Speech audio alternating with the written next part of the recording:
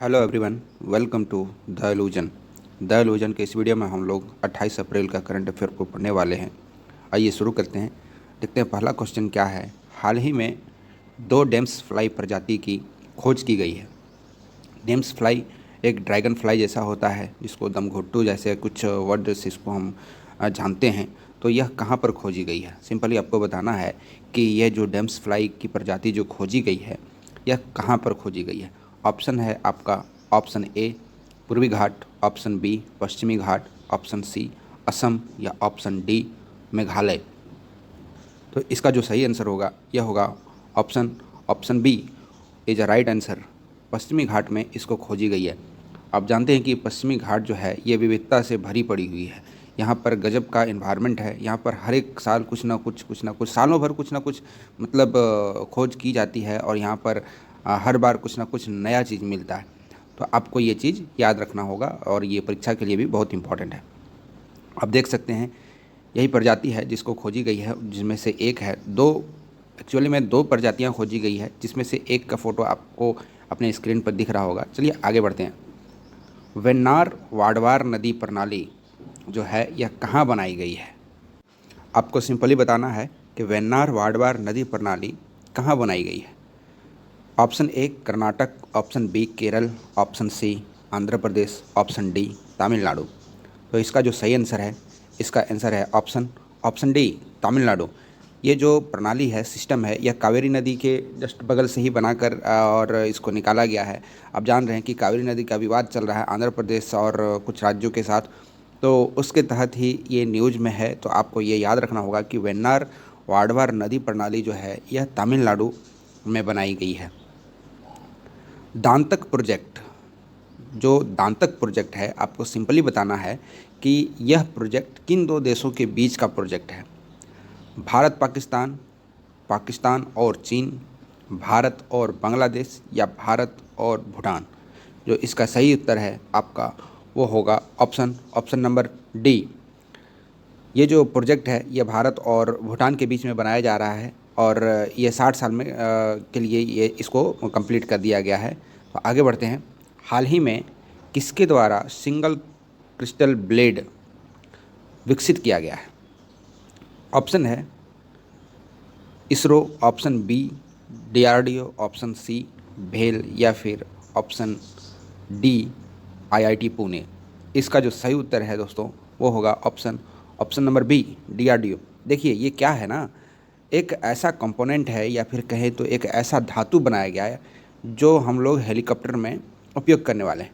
Simply आपको मैं समझाऊं, एक जेट इंजन होता है जो कि एक, मान लो ये एक जेट है, ठीक है, और ये इसके विंग्स लगे हुए होते हैं कुछ इस तरह से। ये कुछ विंग्स होते हैं, यहाँ पर बैठने की जगह होती है। तो आपने देखा होगा कि पीछे से जब जेट उड़ाया जाता है तो इसमें इतना थ्रस्ट दिया जाता है पीछे से कि हवा को इतना तेज़ी से इसमें पास किया जाता है कि ये जो इंजन है इसमें लगे हुए ब्लेड एकदम लाल हो जाता है। और सिर्फ लाल ही नहीं होता है, ये करीब 1000 डिग्री तक भी पहुंच जाता है गर्म होकर के। तो इतनी गर्मी झेल करके भी वह अपनी शेप को मेंटेन करके रखता है। इसका मतलब क्या हुआ, हम लोगों ने पढ़ा है बचपन में कि किसी भी धातु को यदि गर्म किया जाए तो वो फैल जाता है। वो क्या होता है, वो फैल जाता है, और किसी भी धातु को ठंडा कर दिया जाए तो वो सिकुड़ जाता है। लेकिन ये एक ऐसी खोज है या फिर इन्वेंशन है जो मानवों के द्वारा किया गया है। मेटेलिक खोज हम कहेंगे कि इसको इतना गर्म झेलने के लिए बनाया गया है कि ये हज़ारों डिग्री सेल्सियस को झेल जाए, गर्म हो जाए, फिर भी वो लगातार चलते रहे। जैसे कि एक उदाहरण के लिए मैंने बताया कि जेट, अब जेट तो 5 मिनट के लिए उड़ाई नहीं जा सकती है। इसे जब भी उड़ाया जाएगा तो एक समय के लिए या समय अवधि के लिए उड़ाया जाएगा। मान लो कल को इंडिया और पाकिस्तान के बीच में युद्ध होता है, और कोई एयरक्राफ्ट को उड़ाया जाता है, मतलब किसी जेट विमान को उड़ाया जाता है अम्बाला के एयरपोर्ट से, जो कि सैन्य एयरपोर्ट है, यहाँ से उड़ा के और किसी अलग जगह पर बमबारी किया गया, और फिर वहाँ से इसको वापस आना पड़ा।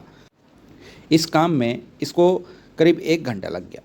तो 1 घंटा तो ऐसा नहीं है कि ये 5 मिनट चला फिर रुक गया, फिर 5 मिनट चला फिर रुक गया, फिर 5 मिनट चला, ऐसे करके तो ये 1 घंटा तो पूरी नहीं करेगा। इसको जब भी करना होगा तो एक बार में ही ये काम को करना पड़ेगा, नहीं तो ये फिर बहुत नुकसान में चला जाएगा।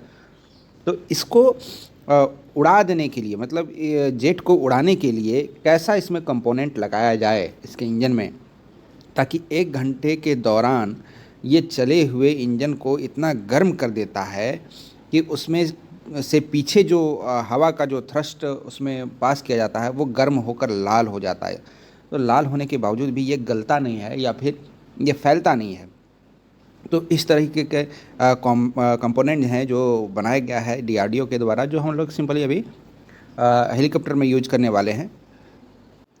तो आप क्वेश्चन पूछिएगा कि सिर्फ हम लोग हेलीकॉप्टर में ही यूज करने वाले हैं? जी नहीं, ये फ़िलहाल अभी जो कंपोनेंट बनाया गया है, क्रिस्टल ब्लेड जो बनाया गया है अभी, ये जो ब्लेड है ये हेलीकॉप्टर के लिए है। लेकिन जब हम बनाने सीख गए हैं तो आगे चलकर हम इन सभी धातुओं को हम लोग यूज कर सकते हैं अपने एयरक्राफ्ट को मॉडिफाई करने के लिए, उसको बदलने के लिए, उसके क्षमता को बढ़ाने के लिए। तो मैं आशा करता हूँ कि ये आपको समझ में आ गया होगा। चलिए आगे बढ़ते हैं। एक वैज्ञानिक है, थे, एक्चुअली है नहीं, थे, जिनका नाम है डॉक्टर कृष्णन मूर्ति। उनका हाल ही में निधन हो गया है। भारत सरकार के द्वारा, आपको बताना है कि भारत सरकार के द्वारा कौन सा पुरस्कार उनको दिया गया था। ऑप्शन ए अशोक चक्र, option B Padma Bhushan, option C Dhyanchand, या इनमें से कोई नहीं। तो इसका जो सही आंसर है दोस्तों ये होगा ऑप्शन नंबर बी, इनको पद्म भूषण से सम्मानित किया गया था। आगे बढ़ते हैं। हाल ही में किस देश ने अंतरिक्ष मलबे को पकड़ने के लिए जालनुमा रोबोट प्रोटोटाइप को लॉन्च किया है? Option A USA, option B France, option C China, या फिर ऑप्शन डी जापान। जी हाँ, इसमें भारत अभी कोसों दूर है, तो इसलिए मैंने भारत को ऐड नहीं किया। उन सभी देशों को मैंने ऐड किया है जो कि बहुत ज़्यादा आगे हैं इन सभी चीज़ों में। मैं ये नहीं कह रहा हूँ कि इंडिया पीछे है, क्योंकि इंडिया भी एक से बढ़कर एक अचीवमेंट को रख चुका है। तो आइए जानते हैं इसका सही उत्तर क्या है। इसका सही उत्तर है ऑप्शन नंबर सी। देखिए, चाइना ने क्या किया है, एक रोबोट प्रोटोटाइप को लॉन्च किया है। ये रोबोट प्रोटोटाइप क्या है कि मान लो कभी एक सैटेलाइट को अंतरिक्ष में भेजा गया, ये हमारा पृथ्वी है मान लो, और यहाँ से एक 1 मिनट, हाँ, यहाँ से मैंने एक सैटेलाइट को लॉन्च किया जो कि यहाँ पर घूम रहा था।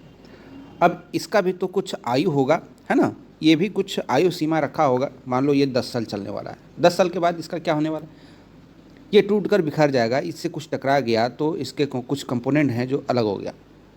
अब ये तो एक जगह पर स्थिर नहीं है, ये जितना स्पीड हमारा अर्थ घूम रहा है उतना स्पीड ये भी घूम रहा है। कहने का मतलब ये है कि ये अपने फुल स्पीड में है और ये डिब्री के रूप में अंतरिक्ष में फैला हुआ है। ये मलबा है जो कि अब काम में नहीं आ रहा है, कचरा बन चुका है, जो अंतरिक्ष में पूर्ण स्वतंत्र रूप से घूम रहा है। तो इससे हानि क्या है कि मान लो कि अब इस सैटेलाइट की जगह हमको दूसरा सैटेलाइट यहाँ पर लॉन्च करना है।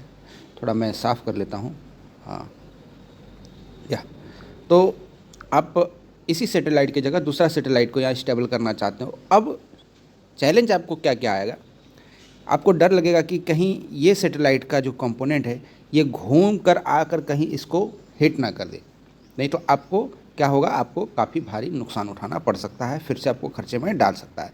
तो इन्हीं सभी चीज़ों को देखते हुए जो चाइना ने है वो क्या क्या है, एक जालनुमा, मतलब एक नेट प्रोटोटाइप रोबोट को भेजा है कि वो अंतरिक्ष के मलबे को पकड़ सके।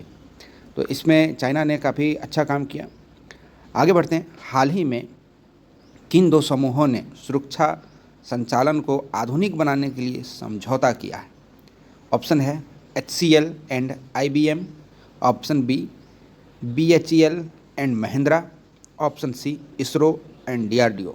इसका जो सही उत्तर है, इसका उत्तर है option number A is right answer.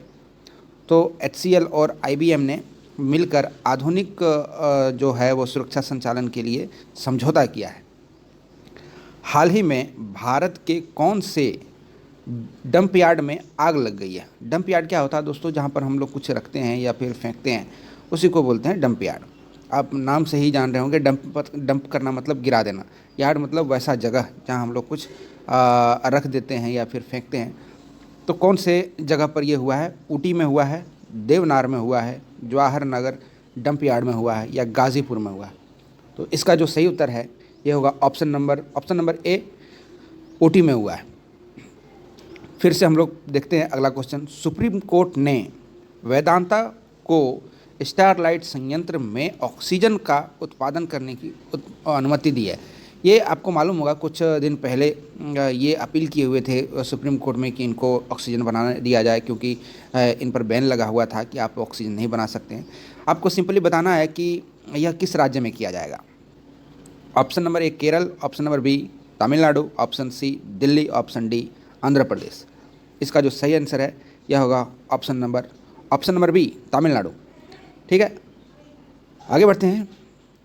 चांड्रल good government index जो है यह 144 देशों को मिला करके एक रिपोर्ट जारी करता है, जिसमें आपको सिंपली बताना है कि भारत का स्थान क्या है।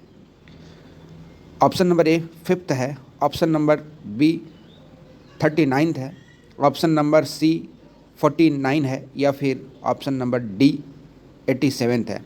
इसका जो सही उत्तर है ये होगा ऑप्शन नंबर सी 49th। जी हाँ, 144 में भारत का स्थान 49th है। ये काफ़ी अच्छा है और उतना भी अच्छा नहीं है। और पहले नंबर पर फिनलैंड रहा है। दूसरे नंबर पर जान ही रहो कि हर बार हर एक इंडेक्स में फिनलैंड, नॉर्वे और जो वह यूरोपीय कंट्री है, जो कि वेस्टर्न यूरोपीय कंट्री है, वो सबसे आगे रहते हैं।